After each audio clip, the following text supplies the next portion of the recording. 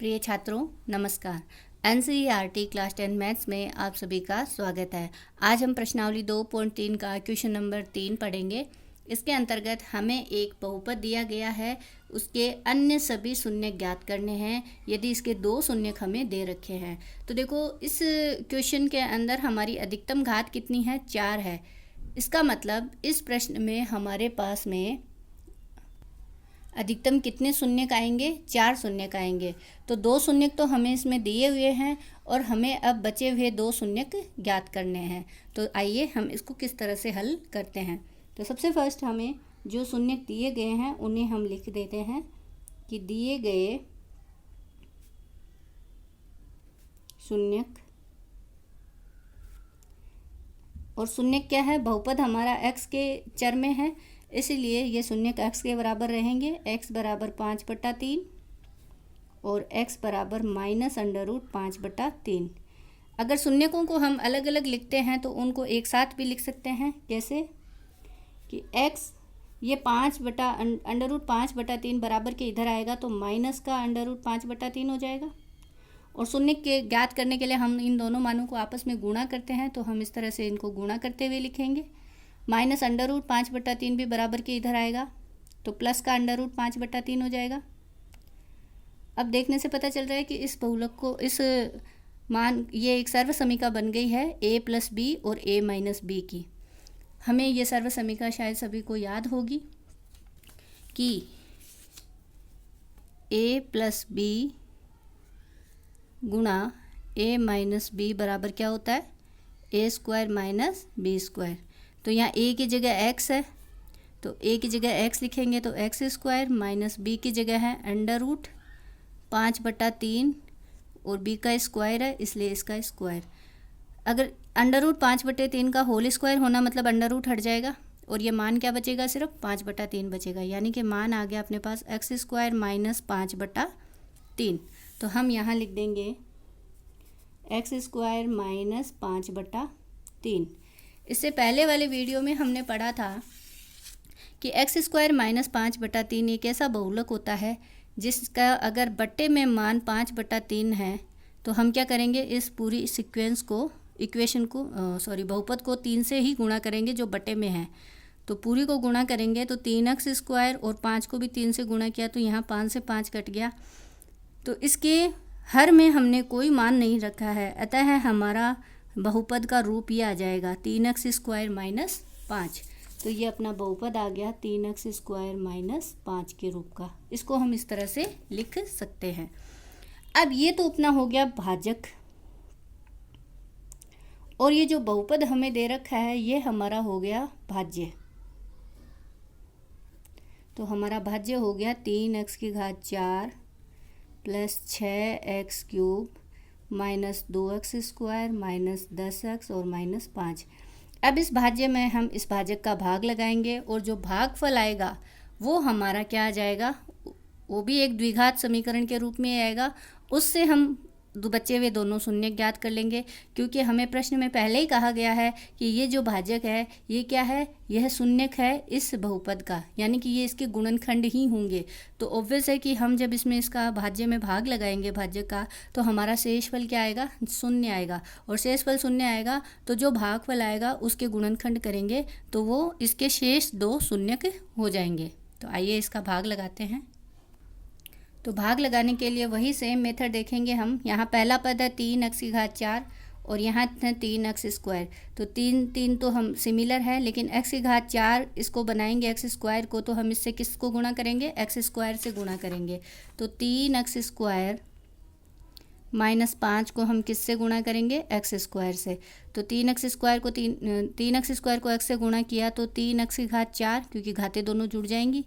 x² को -5 से गुणा किया तो 5x²। अब हम इसको लिख लेते हैं। कैसे लिखेंगे, 3x² x⁴ की जगह बटे में नीचे 3x⁴ लिख देंगे। 5x² माइनस के 5x² को कहाँ लिखेंगे, कहाँ है x² का पद, यहाँ है। यानी x³ का तो हमारे पास कोई पद ही नहीं है, तो यहाँ से खाली छोड़ देंगे। यहाँ लिख देंगे हम -5x²। और इसको हमने भागफल कितना लिया था, हमने भागफल लिया था x²। तो यहाँ भागफल में हम यहाँ लिख देंगे x²। इस तरह से लगाया। अब यहाँ प्लस का निशान है, यहाँ माइनस चिन्ह हो जाएगा, चिन्ह चेंज करेंगे, यहाँ माइनस का निशान है, यहाँ प्लस हो जाएगा। 3x की घात 4 से 3x की घात 4 कट गया। अब अगला पद बचा अपने पास 6x की घात 3, और यहाँ माइनस का 2 है, यहाँ प्लस का 5 है। 5 प्लस का बड़ा है, प्लस का है, माइनस के 2 छोटा है, तो यहाँ मान बचेगा 3x²। फिर है माइनस का 10x और माइनस का 5। अब देखने से क्लियर हो गया होगा कि यहाँ है 6x की घात 3, यहाँ x की घात 1 तो x से गुणा करना पड़ेगा, और 3 दूनी 6 होता है तो 2x से गुणा करना पड़ेगा। देखने से ही पता चल रहा होगा। तो अब हम अगला स्टेप लेंगे, 3x² माइनस 5 को किससे गुणा करेंगे अपन? 2x से। 2 को 3 से गुणा किया 6x² से गुणा होके x³। फिर 2x को माइनस 5 से गुणा किया तो माइनस का 10x। इन मानों को लिख लेते हैं।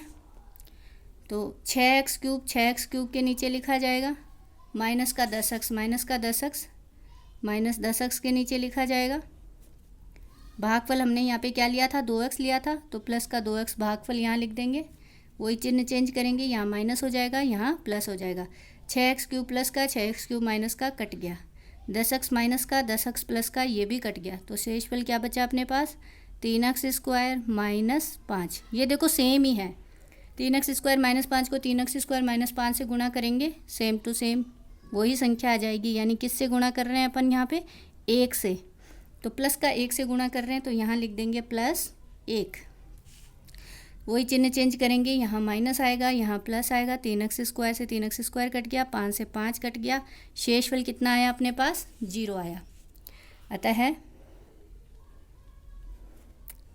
भागफल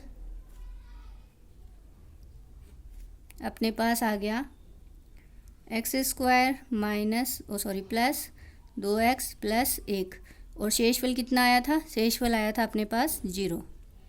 अब इस भागफल के हमें द्विघात समीकरण को हल कर लेना है। भागफल के द्विघात समीकरण को कैसे हल करेंगे? देखने से पता चल रहा है कि x² का गुणांक है यहाँ पे 1 और अचर मान भी है 1। तो ऐसी संख्या ढूंढनी है जिसको गुणा करने पे 1 आए और जोड़ने पे कितना आया? 2 आए।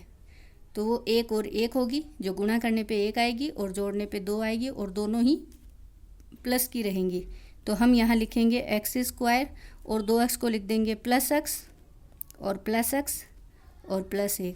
इन दोनों में से x कॉमन आ गया, यहाँ बचा x + 1। इन दोनों में से 1 कॉमन आएगा, कुछ भी कॉमन नहीं होता है तो 1 कॉमन होता है अपने पास, x + 1। x + 1 वापस दोनों में ही कॉमन है, तो x + 1 हमें इनके शून्य ज्ञात करने हैं। तो शून्य के लिए हम क्या करेंगे? अलग अलग दोनों को 0 के बराबर कर देंगे। x + 1 बराबर भी 0 और दूसरा वाला x + 1 बराबर भी 0।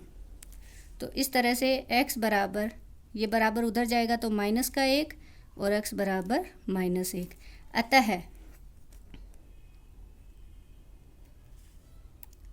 अतः शेष शून्यक क्या आ जाएंगे अपने पास? -1 और -1 होंगे। हमें इसके बचे हुए शेष शून्य की ज्ञात करने थे। इस तरह से हम ये है क्वेश्चन नंबर 3 पूरा हल कर लेंगे। तो आप इस क्वेश्चन को बहुत अच्छे से समझें और इसे पूरा हल करें। तो इसी प्रकार से हमारा अगला क्वेश्चन नंबर 4 है। तो क्वेश्चन नंबर 4 में हमें क्या कहा गया है?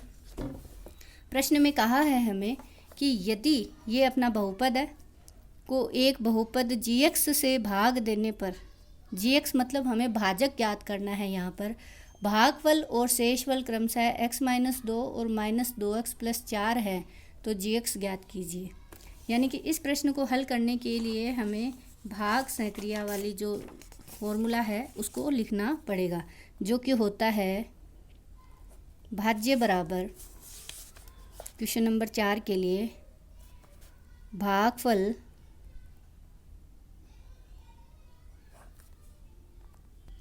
भाज्य बराबर भाजक गुणा भागफल प्लस शेषफल। तो भाज्य हमें दे रखा है यहाँ पर, भाजक हमें ज्ञात करना है तो भाजक को हम यहीं रख लेंगे। भागफल भी हमें दे रखा है x - 2, शेषफल भी हमें दे रखा है -2x + 4। तो पहले हम भाजक को एक तरफ रख के बाकी सारे मानों को अलग अलग लिख के हल कर लेते हैं। यानी कि अगर मैं भाजक को यहीं रख लेती हूँ तो भाज्य और शेषफल बराबर के इधर आएगा तो माइनस का शेषफल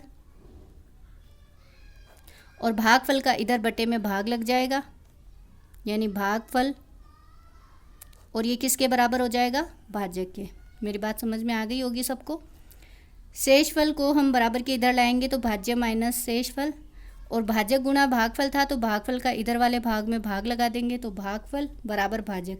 हमें भाजक ज्ञात करना है तो भाजक को तो हम यही रख लेंगे और बाकी मानों को एक तरफ लिख लेंगे। अब यहाँ पे भाज्य का मान हमें दे ही रखा है वो यहाँ लिखेंगे, शेषफल का मान यहाँ लिखेंगे और भागफल जो x-2 है इसका भाग लगाएंगे। तो भाज्य अपने पास है x³ minus 3x² plus x plus 2। शेषफल अपने पास है माइनस तो सूत्र में है और माइनस का ही शेषफल है यानी कि माइनस का 2x और प्लस का 4, और बटे में भागफल हमें दे रखा है x-2। अब देखने से पता चल रहा है ये माइनस इस माइनस से गुणा होके प्लस हो जाएगा और ये माइनस इस माइनस प्लस से गुणा होके प्लस का 4 बन जाएगा। यानी अगला स्टेप अपना आएगा x³ minus 3x² plus x plus 2, minus minus गुणा होके प्लस का 2x प्लस माइनस गुणा होके माइनस का 4 और बटे में अपने पास आ गया x-2। इसे थोड़ा सा और अरेंज कर लेते हैं। यहाँ आ गया x³ माइनस 3x², x और 2x जुड़ के वापस 3x प्लस का 2 और माइनस 4 यानी माइनस का 2 और बटे में x-2। अब ये बच्चों आपका काम है भाजक ज्ञात करने का। कैसे करना है?